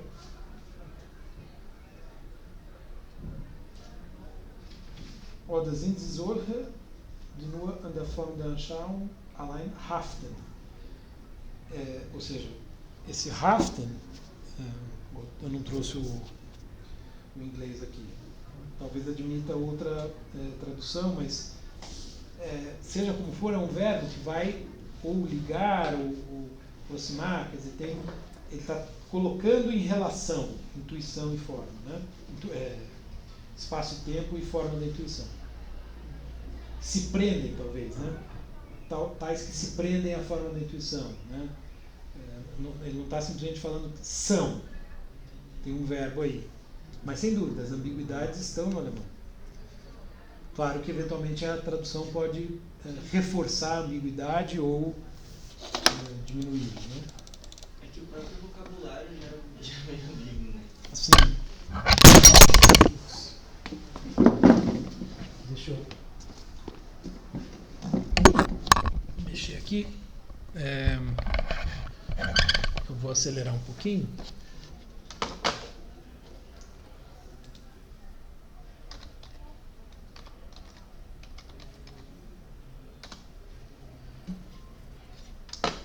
Bom, acho que com relação a esse slide, então, né, a gente já viu, né? O outro já vai ser o ponto 3. Então, vamos para o 3, né? Aqui na sequência do 2, ele vai fazer aquela caracterização, né, em que basta a gente pegar os elementos, vamos dizer, as primeiras frases, né, que eu falei da caracterização negativa e positiva, né? Então ele vai dizer: o espaço não é um conceito empírico, que tenha sido derivado de experiências externas, acho que isso já está claro. O espaço é uma representação necessária a priori, que serve de fundamento a todas as intuições externas. 3. O espaço não é um conceito discursivo ou um conceito universal das relações das coisas em geral, como se costuma dizer, aqui ele deve estar pensando no Leibniz, mas sim uma intuição pura. Tá? 4. O espaço é representado como uma grandeza infinita dada. Né? Aí, isso sim, né, eu coloquei aqui só para ilustrar, né, aquilo que eu já mencionei antes. Né? Nós podemos circunscrever âmbitos espaciais que sempre vão supor um âmbito maior, indo ao infinito. Por isso que ele fala em grandeza infinita dada. Então, por mais longe que eu vá, na tentativa de pensar, por exemplo, no universo, né, mesmo hoje, né, sempre parece que vai mais longe. Né? Então, o espaço não tem como você delimitar o espaço inteiro, em outras palavras. Né? Qualquer delimitação sempre supõe a possibilidade de uma delimitação mais ampla. Essa é a ideia. Isso está no sentido externo, né? No dentro e fora, essa representação do espaço. Isso. Nós podemos representar circunscrições espaciais, como esta sala, né, o exemplo que eu dei, como o campus da UFBC, né, o município de São Bernardo, né, o Brasil, o planeta Terra e assim por diante. Né? Então, no 3, ele vai basicamente, tá? Eu vou passar um pouco mais rápido pelo 3, falar da geometria para mostrar como essas noções de espaço e tempo são, no caso a de espaço, desculpa, né? De tempo vai ser necessário para a aritmética, como ela é necessária para a geometria. Tá? Ele vai dizer então no segundo parágrafo do item 3, né, do parágrafo 3, a geometria é uma ciência que determina as propriedades do espaço de maneira sintética, mas também a priori. Né? Então, ele estabelece relações a priori. Claro, a análise do triângulo, que a gente já deu como exemplo, é um juízo analítico, mas se estabelecem relações entre figuras, entre lados, entre linhas e pontos, etc., se dão num espaço abstrato, que é descolado do espaço externo, né? Que é descolado do empírico. O que tem de ser, então, a representação do espaço para que seja possível tal conhecimento, de novo, aqui, aquele velho movimento que o Kant faz, né? Ele parte do conhecimento que está dado. Né? A geometria está dada em várias propriedades descobertas e relações estabelecidas desde os gregos, né? Claro, depois vai ter as geometrias não euclidianas que vão complicar o cenário, né? Mas ainda estamos no século XVIII. Então, o que tem que ser a representação do espaço para que seja possível essa geometria? Ele tem de ser originariamente uma intuição, pois a partir de um mero conceito não podem ser extraídas proposições que vão além do conceito, tal como, no entanto, ocorre na geometria, algo que ele tinha mostrado na introdução 5, que ele cita aqui. Mas esta intuição tem de encontrar-se em nós a priori, isto é, antes de qualquer percepção de um objeto, e tem, portanto, de ser pura, não empírica, pois as proposições geométricas são todas apodíticas, isto é, absolutamente certas, isto é, ligadas à consciência de sua necessidade, como, por exemplo, o espaço tem apenas 3 dimensões. Tais proposições, contudo, não podem ser juízos empíricos ou de experiência, nem ser, a partir deles, inferidas, algo que ele tinha mostrado na introdução 2. Ora, então, não é que nós vimos um triângulo equilátero no mundo e tiramos dali o conceito de triângulo equilátero. Até porque a gente provavelmente nunca viu, dado na natureza, um triângulo equilátero perfeito, né? Nós produzimos, eventualmente, talvez, né, triângulos equiláteros perfeitos hoje, né, com, sei lá, impressora digital, coisa do tipo, né? Você pode ter ali um micro nano que está faltando em uma das linhas, né? Aqui a gente trabalha com relações ideais, né? Então, esse plano abstrato, ele seria possível justamente na intuição pura. Quer dizer, isso aqui ajuda muito a entender o que o Kant está querendo dizer com espaço enquanto intuição pura. A gente pensando na geometria pura, isso fica mais nítido, né? Então, aqui a gente tem um triângulo perfeito, um círculo perfeito e um quadrado perfeito, sem nenhuma propriedade empírica. Aí eu coloquei ali para ilustrar, né? Na empiria, o quadrado vai ter, por exemplo, uma cor, né? Uma textura, e assim por diante, né? O círculo íris. Então ali, por exemplo, vai ter cores. Eu usei as cores, né, como um exemplo. Sensações que a gente vai ter do quadrado empírico, do círculo empírico, do triângulo empírico. Aqui não, né? Aqui não tem cor. Então, isso ajuda, né, a pensar essa diferença entre a intuição pura e a intuição empírica. Bom, eu passo então às conclusões que ele extrai ao final.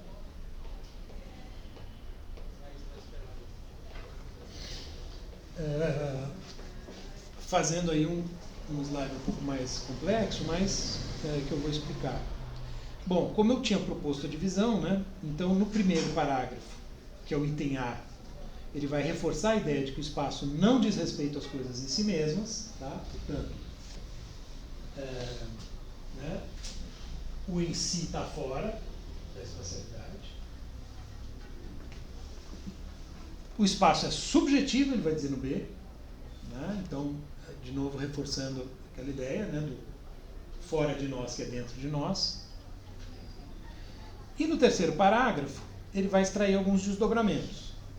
Eu vou deixar por último. Nos parágrafos 4 e 5, já me adiantando, ele faz a distinção entre o meramente subjetivo e o subjetivo objetivo, entre as meras sensações e as intuições, que eu já mencionei, e que acho que aqui dá para explicar bem, né? O que eu fiz? Eu estou supondo aqui em azul, né, com o cilindro azul relacionando a intuição pura e a intuição empírica, um subjetivo universal ou subjetivo objetivo, né?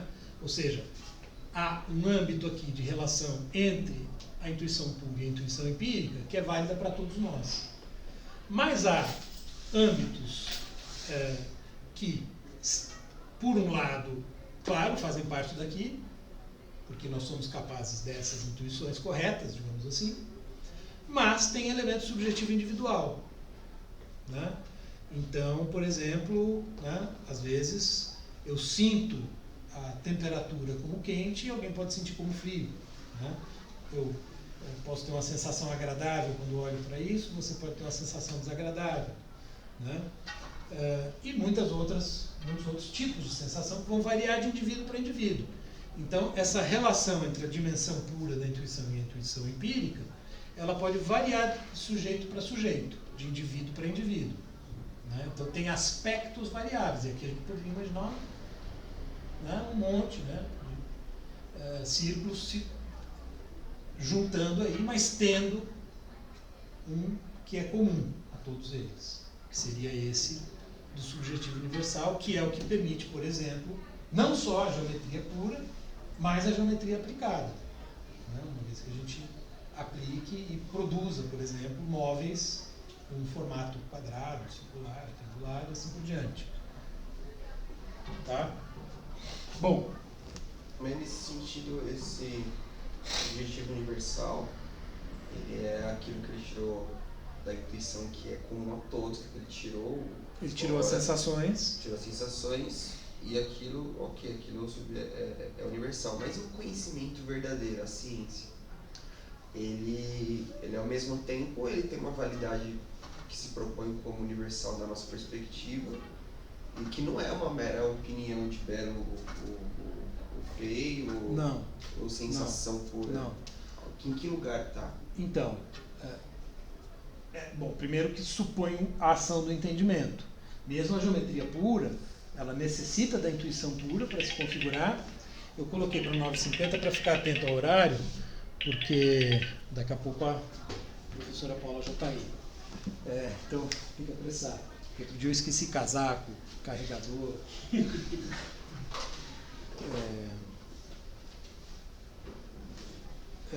Perdi o fio do raciocínio. Sobre onde entra o conhecimento verdadeiro, que tem uma validade universal. Sim. Então, por exemplo, na geometria pura, tem relações que são verdadeiras. Você tem o entendimento e a intuição pura relacionados. Tá?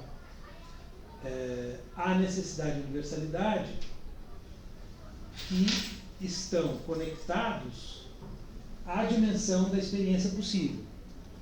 Porque a intuição, embora ela tenha essa dimensão pura, que possibilita a geometria, especificamente, né, ela só foi extraída, né, quando a gente tirou a sensação, ou seja, a intuição pura supõe a intuição empírica, quer dizer, uma supõe a outra. Né? Então, tudo aquilo que está referido à experiência possível, direto ou indiretamente, nesse âmbito em que entendimento e sensibilidade se articulam, você tem conhecimento verdadeiro. Conhecimento verdadeiro, no sentido de verdadeiro a respeito do mundo fenomênico, etc. etc. Né? No caso do juízo estético, a gente vai ver isso depois, o que vai acontecer? Ele é apenas dentro de nós, digamos assim. No sentido do dentro e dentro fora. Ou seja, a beleza de um objeto, né, não pode ser associada ao objeto empiricamente, não pode ser associada ao fenômeno, mesmo na intuição empírica objetiva. A cor azul, sim, né, quando eu afirmo o assento da carteira é azul, esse é um juízo verdadeiro que articula entendimento e sensibilidade sobre um objeto no mundo. Mas quando eu digo a carteira é bela, supondo que fosse, não é uma propriedade objetivamente atribuída à carteira. É algo apenas subjetivo. E aí o que ele vai dizer? Mas é uma subjetividade em que eu parto do princípio de que todos os demais seres racionais, seres humanos, concordariam comigo.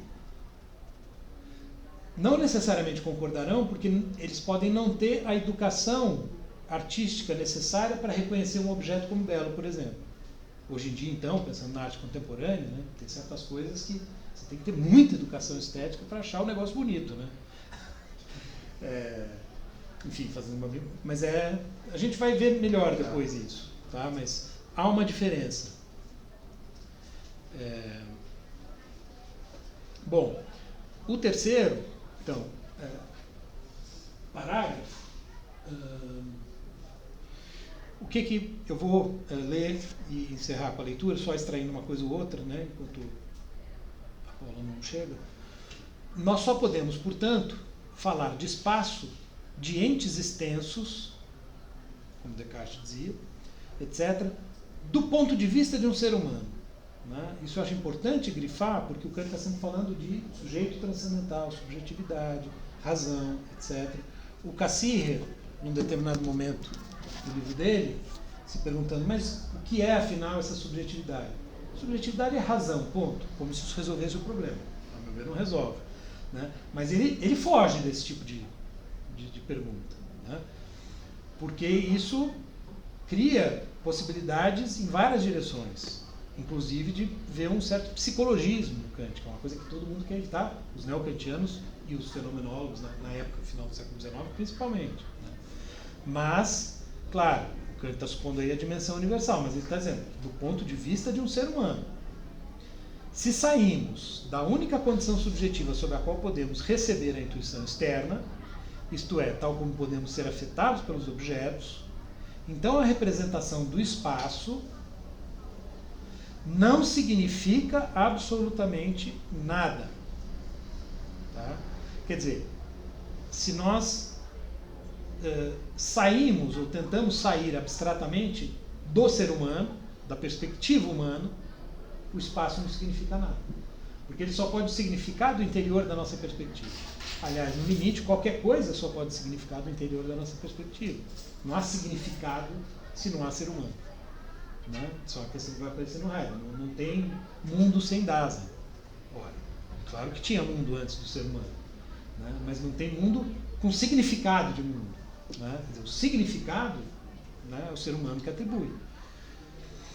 Este predicado, né, o espaço, né, a espacialidade, só é atribuído às coisas na medida em que elas nos aparecem, isto é, na medida em que são objetos da sensibilidade. A forma permanente dessa receptividade, então, né, uma forma permanente, universal, etc., sempre a mesma, contra o Hume, né? A forma permanente, a que chamamos sensibilidade, é uma condição necessária de todas as relações em que objetos são intuídos como fora de nós. E, caso se faça abstração desses objetos, ela é uma intuição pura que leva o nome de espaço. Como não podemos fazer das condições peculiares da sensibilidade condições de possibilidade das coisas em geral, mas apenas de seus fenômenos, então podemos perfeitamente dizer que o espaço abarca todas as coisas que podem aparecer-nos externamente, mas não todas as coisas em si mesmas, quer elas possam ser intuídas ou não, e quem quer que seja o sujeito, supondo que fosse um sujeito não humano. O pessoal brinca, né, que às vezes parece que o Kant está falando de alienígenas. Pois não podemos julgar de modo algum sobre as intuições de outros seres pensantes. A gente pode brincar com alienígenas, mas a gente pode pensar nos animais mais inteligentes também. A gente não consegue se colocar na perspectiva do cachorro, ou do golfinho, né, ou do elefante. Pois não podemos julgar então não podemos julgar sobre as intuições de outros seres pensantes se são ou não vinculadas às mesmas condições que limitam a nossa intuição e se são universalmente válidas para nós. Lembra do exemplo da mosca que eu dei? Parece que a noção de espacialidade e de temporalidade é diferente, porque a gente tem a sensação de que a mão já bateu nela e ela escapa.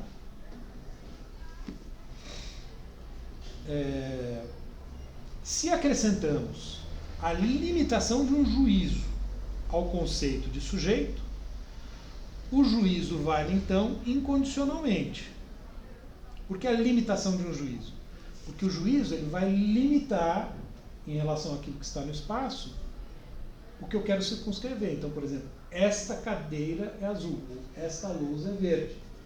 O juízo ele limita aquilo que está na espacialidade. Então, ele diz, aí com um juízo de caráter mais geral, né? A proposição todas as coisas estão umas ao lado das outras no espaço, como estas cadeiras, como nós, vale somente sob a limitação de que essas coisas sejam tomadas como objetos de nossa intuição sensível. Se acrescento aqui a condição ao conceito e digo todas as coisas estão como fenômenos externos umas ao lado das outras no espaço, esta regra vale universalmente sem limitação. Né? Ou seja, aqui já está começando a aparecer a diferença entre uma mera sensação e uma intuição objetiva. Nossas exposições ensinam, assim, a realidade com grifo, isto é, a validade objetiva, do espaço com relação a tudo que pode apresentar-se a nós externamente como objeto, e também, então, por um lado, a realidade, por outro lado, e também a idealidade do espaço com relação às coisas, quando são consideradas pela razão, porque só a razão pode fazer isso, quando são consideradas em si mesmas. Isto é, tomadas sem levar em consideração a constituição de nossa sensibilidade. Então, se a gente tentar pensar o que seriam as coisas sem a perspectiva humana ou de uma outra perspectiva que não humana. A razão pode pensar nisso, como a gente já viu, né? Mas aí ela está indo além de qualquer conhecimento possível, já não tem validade objetiva. Né? Especulação. Nós afirmamos, portanto, a realidade empírica do espaço, mas também a idealidade transcendental do mesmo. Aquela palavrinha, né? A gente já viu que significa justamente esse domínio, né? Do a priori, etc. Isto é, que ele nada é, tão logo abandonemos a condição de possibilidade de toda experiência e o tomemos como algo que serve de fundamento às coisas em si mesmas. Porque isso seria a mesma coisa, por exemplo, que querer afirmar algo como Deus está no espaço, ou Deus não está no espaço, coisa que não podemos afirmar, que não constitui de modo algum conhecimento objetivo, né? Não tem validade objetiva. Então, ele está o tempo todo tentando circunscrever, né, o domínio disso que pode ser dito objetivo. Né? Enfim, então com isso eu encerro e retomamos na quarta, aí o Ricardo vai nos explicar o que é o tempo, essa questão que nós sempre tivemos desde pequenos, o que é o tempo, o Ricardo vai dar a resposta. Posso deixar eu fazer uma segunda? Pode. Eu vou dar a resposta e você vai nessa.